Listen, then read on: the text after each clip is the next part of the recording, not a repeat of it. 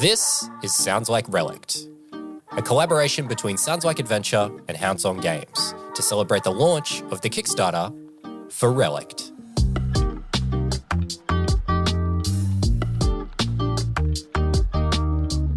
Hey there, it's episode 3 of Sounds Like Relict. It's me, Jack. Hey, how you going? To get us kicked off, I'm joined once again by Chris from Hounds on Games. Hey Chris, how are you? Jack, how we doing? Really, really good, but I don't think I'm doing as good as you right now because you guys just hit another stretch goal.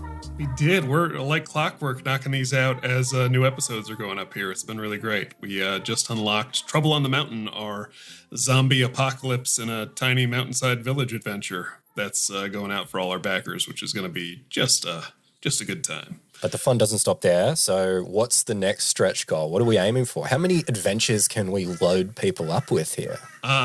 We have got plans for, what is it, 9 adventures? I think it's 8 adventures plus a setting if we get to the big goal at the end here, which is actually the setting that 10 Silver's Bent is built in. We're going to do a whole setting guide for the city of Tumblefray if we get to the ultimate goal at the end of the road here. The next one that we are now working towards unlocking, we're about 10% there immediately after unlocking the last one, is called Sky en Route. This is a airship adventure. So you are in the flying hot air balloon city of Bassa, and a strange polymorphic plague has started taking over the populace. And you've got basically until the winds blow you into an inconvenient place to figure out what you're going to do about that. It's going to be fun. Wow, that sounds really cool. And if you listen to the table business, this would be a great opportunity to recreate one of your great moments from your history, Chris, and yeet the boss off the side of the airship. Yeah. All of my bosses are tied down in this adventure now. That's a balance. There, that's a joke for the table business crowd. You got to go listen to that interview if you want to know what we're talking about. Wonderful. Well, with all that in mind, let's jump straight in. There's not too much we need to cover off to get into this episode, so we're going to waste no time and we're going to do it. So, when we left things off last week, Jacob was just about to throw a concoction that made you laugh really hard. So, what was the name of that concoction again? The name of this concoction is Dr. Fitzby's Fortifying Follicles, and I love my job. That's all I'm going to say. Yeah, we'll leave it there. You could probably predict what some of it might be, but you might be in for a surprise, so stick around. Jacob's about to explain what it is. So here it is, episode 3 of Sounds Like Relict, 10 Silver's Bent.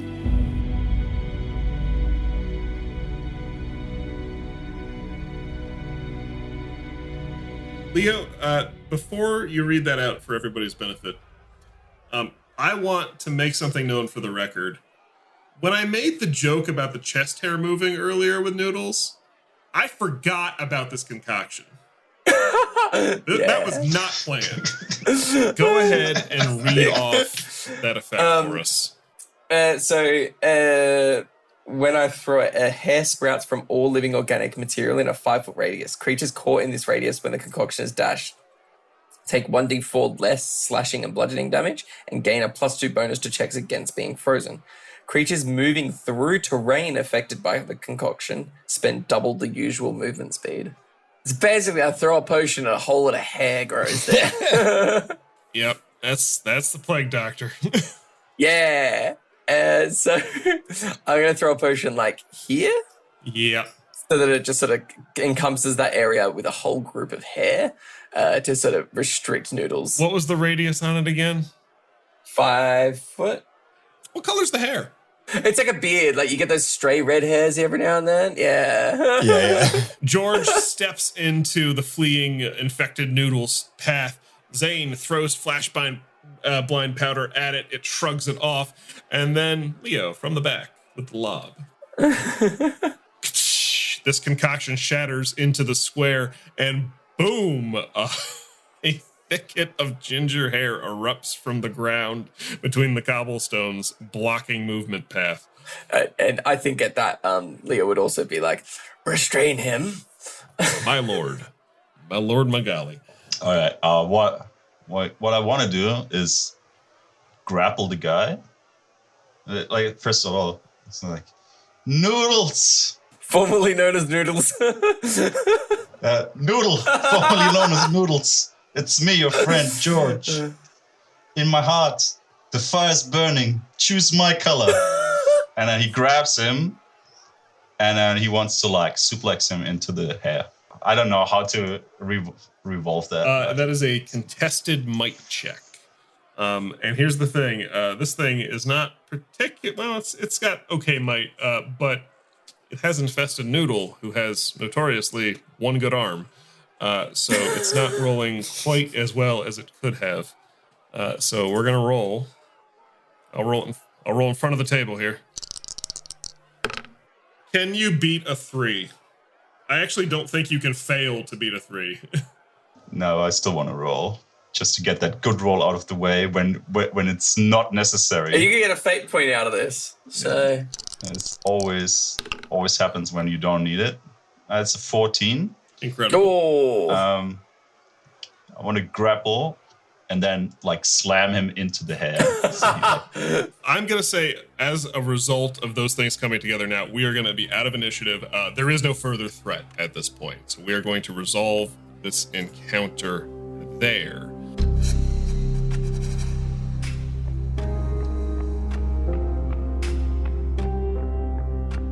You grab this thing and body slam it, and you see it like moves to resist, and I don't think it's quite figured out that like Noodle's got something going on with his particular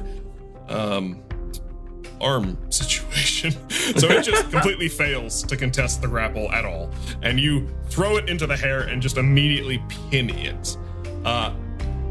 As you do so, you see Noodle kind of convulses for a minute, and this looks like an undersea like mollusk with a lot more arms, tentacles, branches, crawls out of Noodles' mouth, and Noodles goes, oh no, that was terrible. And this thing tries to skitter away into the hair. Go get it. Yeah, Zane will go after it. Yeah, Leo would be beelining for that thing. That's like prime Leo. I am gonna say, here's what we'll do. We're gonna do George, you're pinning down Noodle. Zane and Leo, make a contested precision check against this thing. And we'll see if it can do anything about it. It is not a precise creature. So 10 on the die, 13. Hey, that's a 5 for Leo. Leo dives for it. You grip it, and then Zane comes flying in and just absolutely pins this thing. I'm going to say you pin it in a way that is safe to do so. So like, you've got protective equipment and gloves and all that kind of deal, like containers and that sort of stuff. You pin this thing down, and you see that it's immediately reaching, grabbing, trying to break, trying to get through, trying to crawl. And I'm going to say you grab it with some of your Plague Doctor equipment and just contain it. And you have this specimen. So make a note in your inventory. You have a question mark worm specimen. Yeah, sick.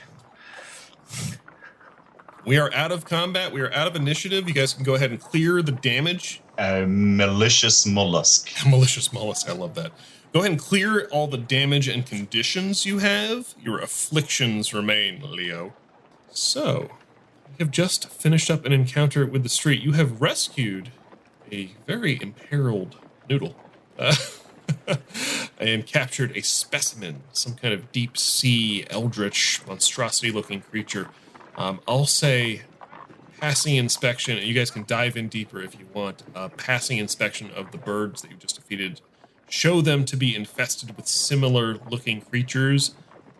Leo, I think you would immediately clock probably a more advanced stage of whatever was happening to Noodle was fresh. Yep. So. I think Leo would Leo connect this to our missing memories? Do you Go think? ahead and make a that'll be a knowledge check. That's trying to be, because obviously that memory flashback with the creature and stuff like that. Yeah. I think that's all right. So knowledge, that's gonna be 10. 10 is good. It's very good. I think Leo, are you like vocalizing this thought process, or are you kind of just chewing over it yourself? I think yes. I think you would. I think if I'm connecting some dots here, then yeah, I think I'd be vocalizing them at least to some degree. As you're kind of saying that, Noodle, who you can choose to have still restrained, but he's kind of back to his normal self now. He locks eyes with you. I saw things. That thing crawled inside my head. Yes, I think that we all have seen things. And looks around at Zane and George. There were other people on that ship. There were prisoners. I couldn't think of their. I think we killed people. Did any of the other birds release similar sort of mollusk creatures to Noodle? Two options here. I'm gonna call this a knowledge check because knowledge plays into like medical and first aid type stuff. So go ahead and make a knowledge check on the birds for me. You can also justify it as precision for like tracking and searching, but I think for Leo, I think knowledge is more where it sits here for me. 5 + 2, so 7. Okay, 7. So as you kind of examine, you see some similar like structures and organelles and that kind of stuff within these birds, damaged and destroyed by the fight. Leo would be like, Leo would take note of it. Wouldn't go any further on trying to like get it out or anything like that. But take note of it and to the other two just to be like, I think we need to make our way back to Daisy and assess our situation. I think if he's not restrained at this point, Noodle grabs you with his now great hand. His other hand, to be clear, articulates. It works. It just, it's flexible. He's like a Stretch Armstrong toy, if you ever had one of those. He kind of grabs you and pulls you close. He's like, Doc, I think we killed the other prisoners on that ship. Do you remember? I do not. They came. I'm getting just flashes, memories. It was night. It was dark. Just started the new salvage. Came up. First crew came up. There were 7 of them. Warden brought something up with him. I don't know. It's blurry. It's hazy. That night, we were sleeping. The guards came in. They did something to us, Leo. They did something awful to us. They didn't get everybody, and there was a fight, and I think I killed somebody. I think I helped them. Zane, I think, comes over to Noodle, and he's like, Noodle, mate, listen to me. This is really important. Do you remember after we salvaged the boat with the cannons? Do you remember what happened after that? Bits and snatches. Yeah, I didn't even... and this evening, I didn't even remember that was a thing. But I think that's when it happened. I think... All right, I need to sit down. I need to think for a minute. Can we get out of here? I don't want to be here. Can we go somewhere? Yeah, let's go to Daisy's place, and she knows you. She's all good. I think to the Better Julep. She's looking for answers for Castle. Do you remember Castle? You see, Noodle is visibly holding back tears. All right, let's get back to Days, and let's see if we can figure out what's going on here. Yeah, I think that's a good idea. I think on the way back, Leo would still be keeping an eye on Noodle, for sure. Like not guarding him or anything, but keeping an eye out just in case. Sure. Are you looking for like medical maladies, or are you looking for like his behavior? A bit of both. A bit of like to see if he's having any ill effects from being possessed, for lack of a better word. Okay, yeah, I'm not going to make you roll a check on that one. I think he is... He's clearly shaken. He's not well, but I think you're able to clock pretty easily that, like, he's much better than he was gonna be. This was something that was, like, comparing to the birds, a very corrupting, progressive malady that was happening to him. And the fact that he was effectively only infected for like 30 seconds is probably what saved him. You guys head out of the market district and back down through Bollock's docks.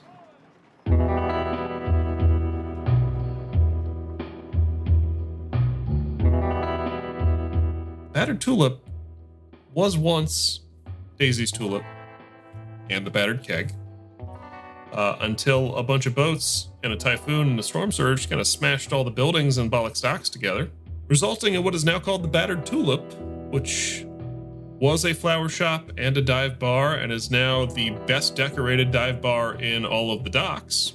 The front door, you walk in, you see a real dingy, like pub sort of atmosphere, like a little run down, but like maintained. It's clean. It's just things aren't in great repair necessarily. The floor is bowed, things are warped. A handful of dock workers and other folks, some of whom, Zane, you probably recognize or at least have seen around in the locals. This is a very local scene. Scrum Nosen, Daisy's husband, former owner of what was the battered keg, standing behind the bar, doing what every bartender in every fantasy setting has ever done: polish a glass forever. Zane, good to see you. It's Scrum, mate. Noodle, something happened. I think he needs a bit of a lay down, eh? Yeah, I heard he got an arm now. Well, he had an arm, but... Well, yeah, now one of them works. Yeah, that's awesome. That part's great, but... Yeah. There was these birds, tentacles, he was running, he squawked, he's real messed up. I think he needs a bit of a lie down, eh?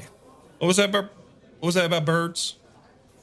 Well, it's not really like my area of expertise. Like, Leo...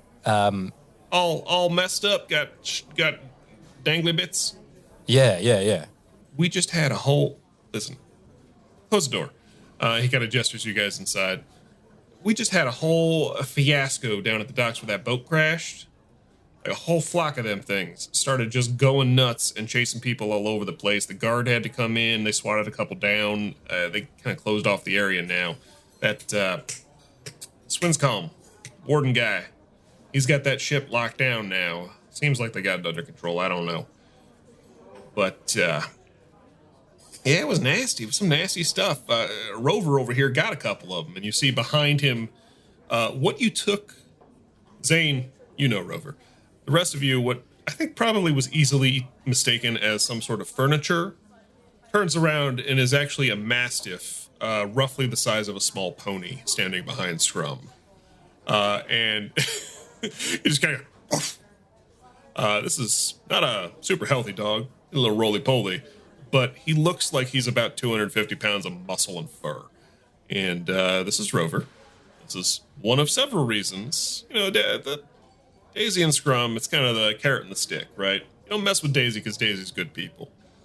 You also don't mess with Daisy because Scrum and Rover are in the back here. And the only one scarier than Rover is probably Daisy, but let's be honest.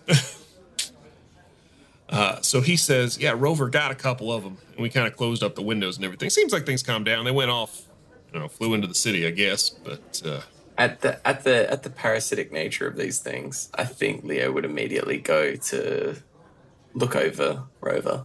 Yeah, all right. Go ahead. In the guise of like, oh, good boy, blah, blah, blah, like patting him and so on and so forth. Go ahead and roll me. I hate to keep having you do the same thing, but that's going to be a knowledge check, friend. That's fine. Yeah, that's fine. That's a 7 + 2. That's 9. 9 is not bad.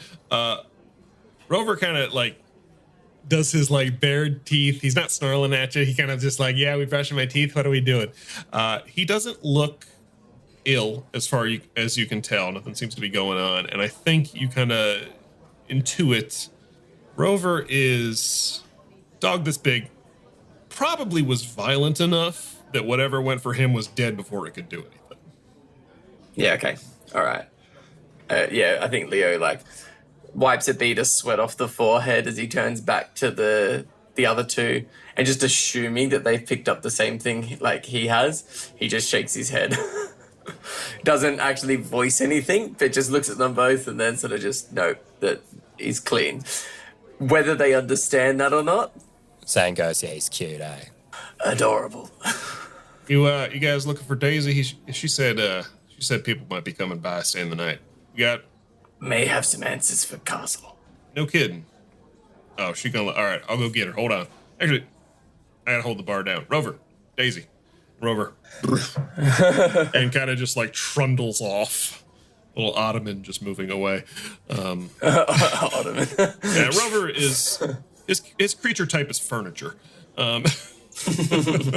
So you reckon Noodles can have like a little lay down or something? He's a bit messed up. Yeah, you good, bud? Yeah, and Noodle's just like, I gotta talk to Daisy. I think Noodle would benefit from a drink. All right, yeah, I'll get the straw. Oh, you don't need the crazy straw anymore. That's great. And he pours the tankard and brings it over. And he puts down, I think, one for each of you who want it to this point. After a minute, Rover escorts Daisy in. What is it, boy? What's going on? Oh, hey, Zane, you made it. How you doing? Oh, Noodle, what's going on? It's we kind of got some news, eh? Noodle, he found out something about Castle, eh? The truth is a beast with a sad heart, full of questions you can't avoid. And it seems like our memories were taken, and we did some things on that ship. And I'm afraid Castle didn't make it. Oh, that's... All right. Well, I mean, it's awful news. Well, I'm sorry to hear that. I appreciate you telling us. And Noodle is... I think you guys look over... Noodle is actively weeping. Noodle is taking this much worse than Daisy is. If you need to cry, do it now. There's no point in crying when there's no one around. You gotta let it out. Some weird kind of wisdom. I think Leo would plop the specimen jar with the creature in it onto the bench. What in the hot holy hell did you bring in here? This came out of our friend Noodle, and... Noodle, you good? I don't believe that any of us were acting on our own accord. None of us remembered the times, some time at sea. And I think there is something else afoot here. Hold up. All right. Where in Noodle was the sea creature? His mouth, eh? In his throat, I imagine. Noodle, if you needed a meal, you could have come... And Noodle just shakes his head and I guess kind of explain the situation. You said that thing was like taking control of him? Yes. Hence my concern with Rover over there taking down some of those birds. I think Noodle, kind of like quietly weeping, looks to you guys. He goes, Doc, we all lost memory. Yes, I'm starting to think we've all had one of these in us. Mine came back when you took it out. Wouldn't that mean that if you don't remember, you still had... Ah, I see.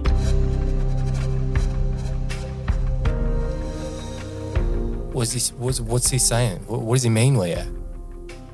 I believe that they have not left. We killed him, though. No, I mean as in, we are still infected. They're in us? Well, if they've caused the memory loss, why would they have left?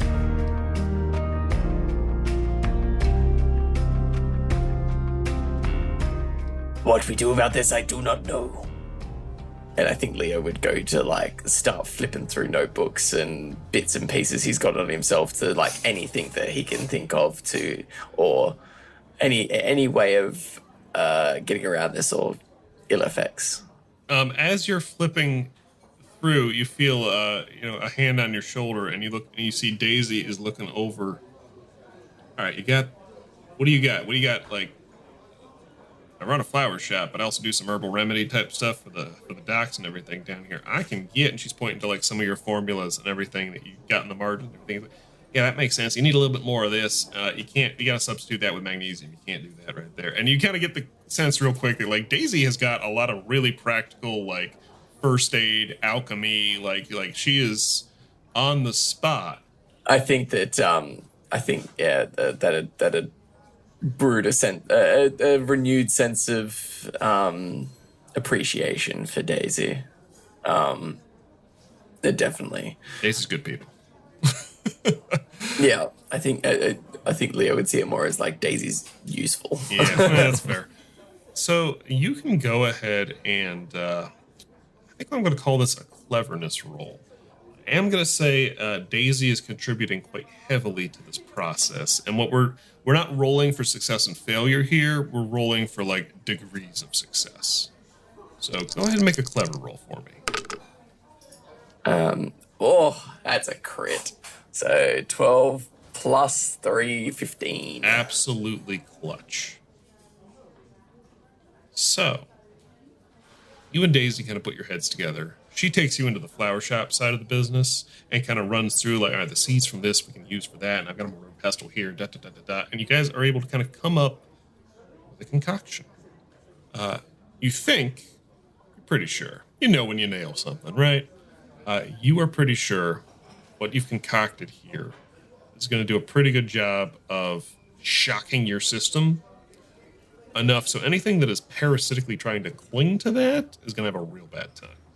What you were rolling, I'll just tell you, what you were rolling for right there was whether or not it was going to stack some pretty nasty side effects on top of that. Good time for a crit.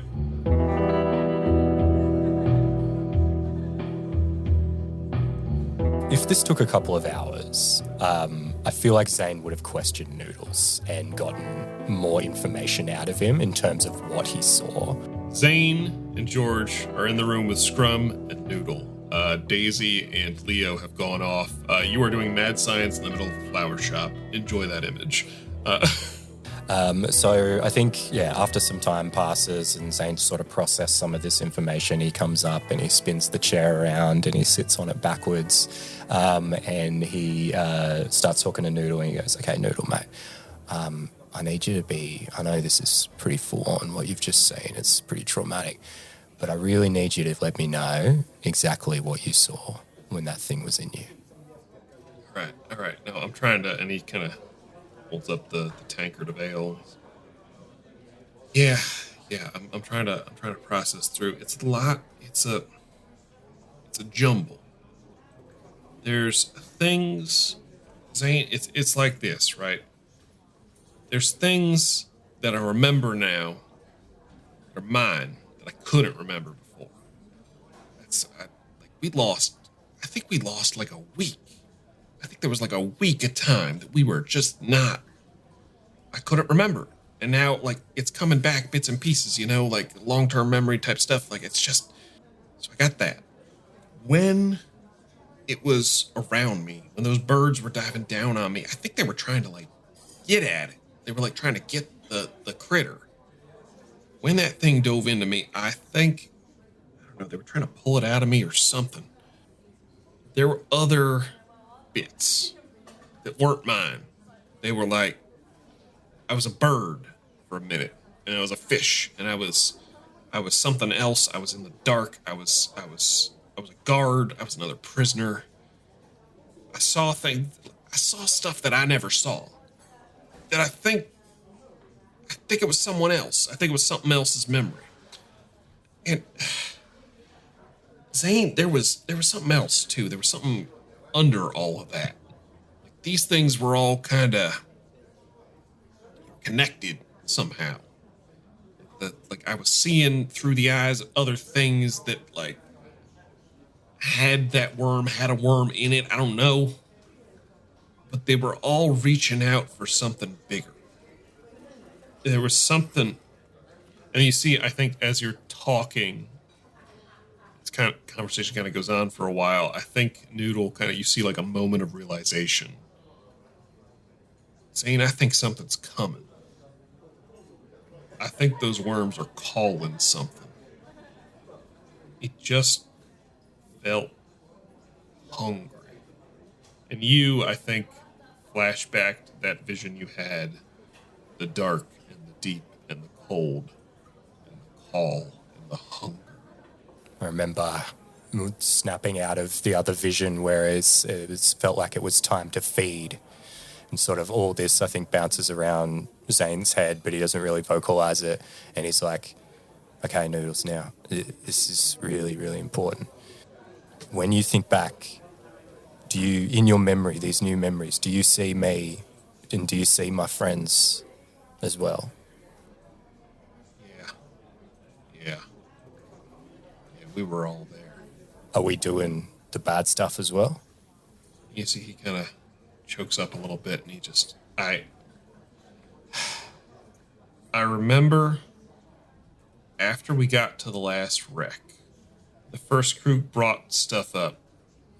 Didn't really get a good look at it, didn't really recognize it. Wasn't cannons, wasn't usual cargo stuff, it was something else, something weird. That night, I remember the guards came down. They were off. Something was odd with them.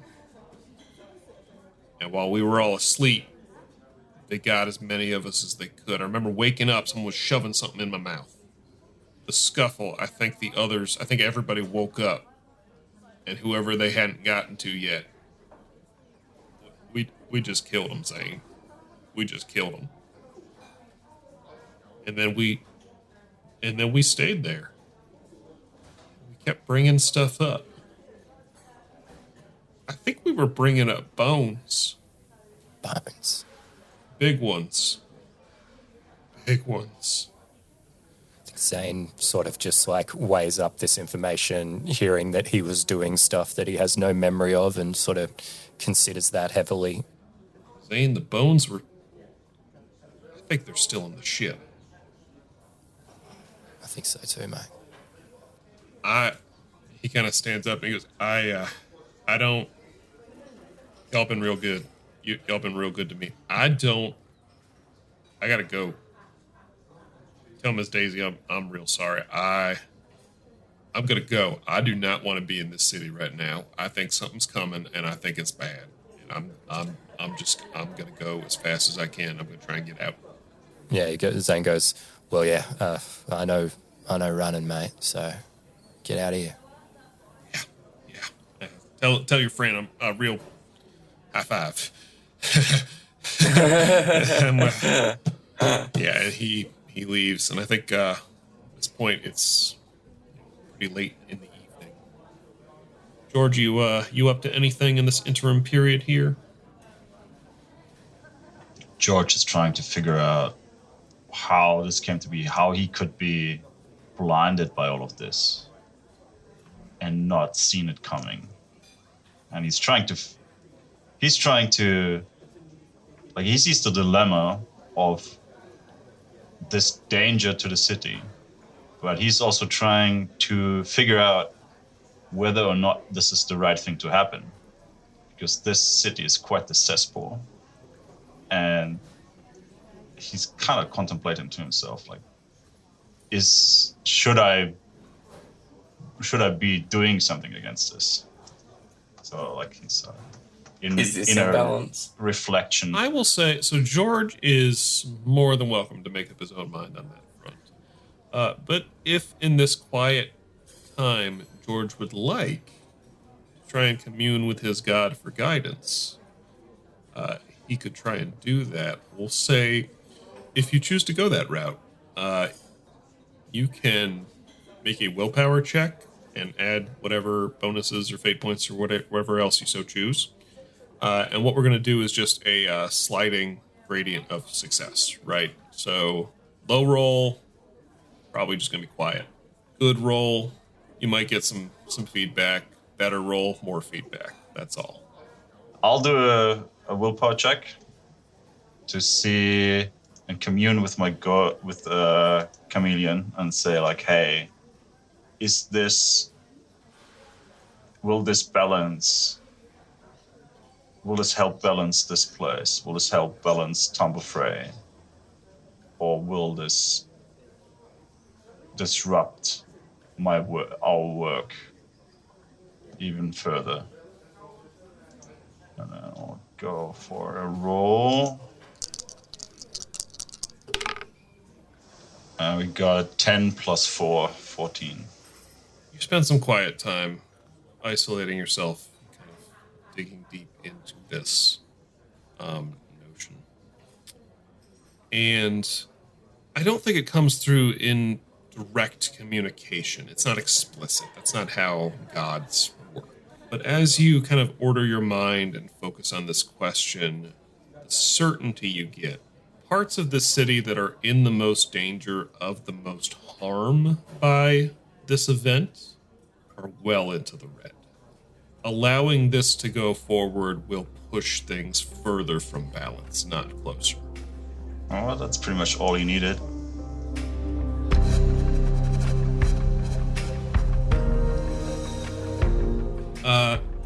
Leo, you finish your concoction as dawn nears. What do you guys do? Daisy kind of looks at you and goes, I think this should work. As do I. Now to get ourselves a subject. And I think that's when he walks out the door and tells them both that he needs a guinea pig. George gets up. He looks him straight in the face. When I look into your eyes, I see the wisdom of the world in your eyes.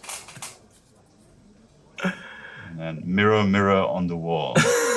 Who's the biggest fool of all? And he takes the concoction. Do I just drink it? Oh, yeah. You imbibe it. And he drinks it. For a moment, nothing happens. You start to feel flushed, hot, and cold. Something shifts. Something wriggles under your skin faster. It almost for a moment feels probably like how George feels when he shapeshifts. Because it is in fact centered in your face. As that starts to happen, you convulse. And something kind of dislodges and seeks to escape, but you feel it's dying. It's not doing well. And this would have been so much worse if your plague doctor hadn't rolled a crit on this. This worm from your nose, from your mouth, kind of comes out, and like parts of it are crumbling and falling off and like fading into dust, and like dust and salt and grime fill your mouth. And as this thing comes loose, I think you look and you see in like the glassware of the bar and the polished surfaces, as it loses that connection to you, you pull your helmet off, and the gleam of that, your face, you thought you looked normal this morning. Your face, in fact, has distorted, twisted. You look ill, you look sick, you look malnourished and deformed and twisted and nasty, and then you pull this thing out. It is gone. You are removed from this worm. Remember that D6 I had you guys roll at the top? Oh, yeah. Yeah, George, you rolled head, so that was bad. Ah, right.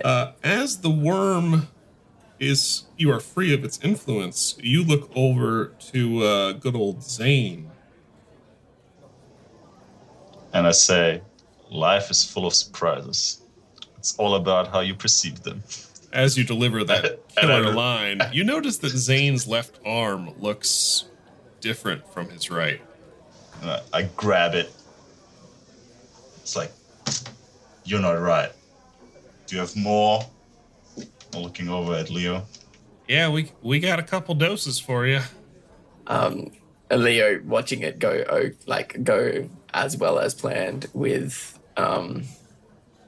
George would just proffer a bottle to Zane as he's downing his own bottle. So Zane and Leo, you both have a similar process, maybe a little bit more painful, as something kind of wriggles up your arm trying to escape, and just, similar evolution goes. And Daisy just goes, oh, that is absolutely... Rover, do not eat it. No. Absolutely not. The veil of these worms is lifted from you, and you can see the injuries they've left upon your body as they are finally removed. You guys got left arm and right arm, twinsies. As you finish off, Daisy goes, all right, now we got to prepare for the diarrhea. I'm just messing with you. Most of those herbs should have been good. Little bit of heartburn maybe, but you should be fine. That actually worked out pretty well. It was good working with you, Leo. That was good stuff.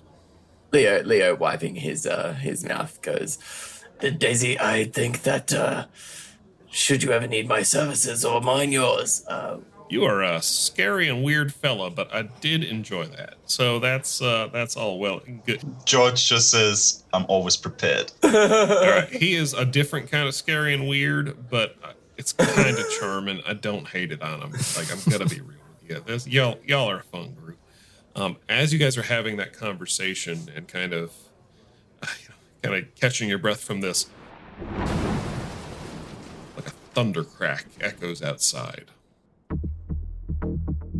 And Scrum from the other end of the tulip goes, hey guys, that ship that crashed the other day, it just bucked. We may need to do something about this. You guys have oil? Lots of oil. Not a lot. I got ale. Oh, spirits work. Yeah, we got a couple bottles, and Daisy pulls out. I'll say she hands you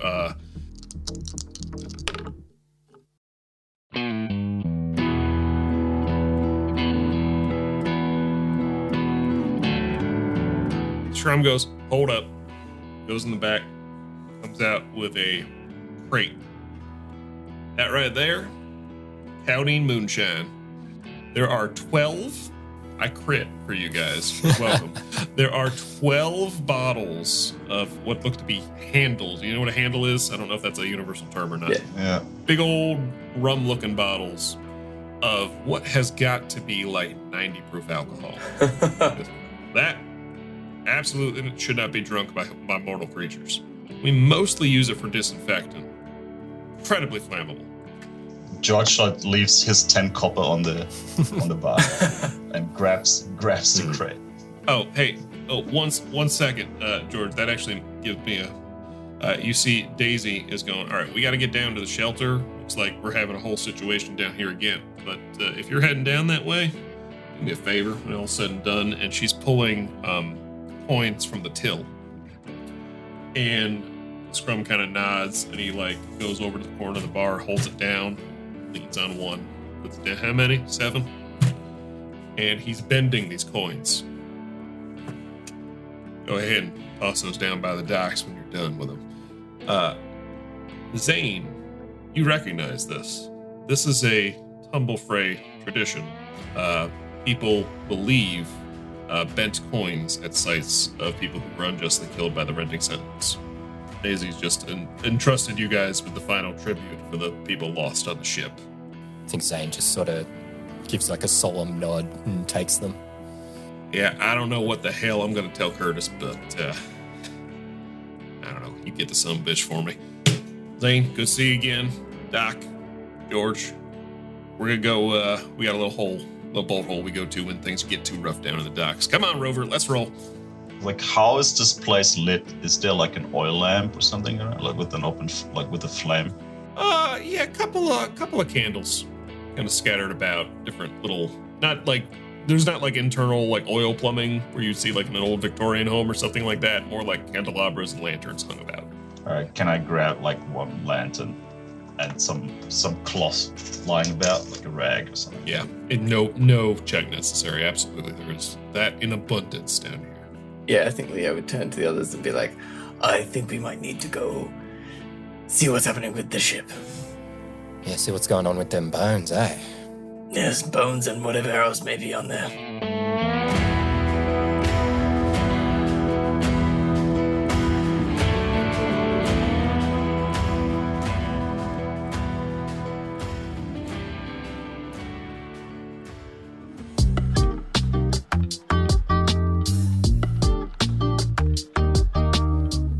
You've been listening to Sounds Like Relict, a collaboration between Sounds Like Adventure and Houndsong Games to celebrate the launch of the Kickstarter for Relict.